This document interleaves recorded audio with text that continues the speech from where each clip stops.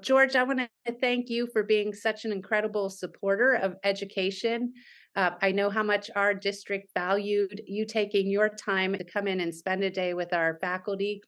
and our students and really help us to think outside the box and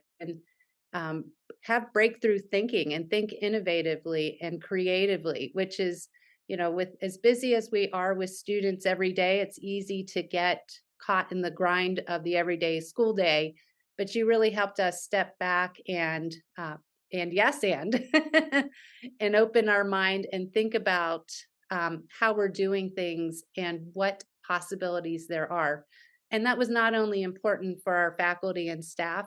but incredibly important for our students who have not had that kind of experiences in our lives and are at a place as high school students who are starting to think about the possibilities that lie ahead of them. And that really helped them to open their minds to think more broadly about what future pathways they might pursue.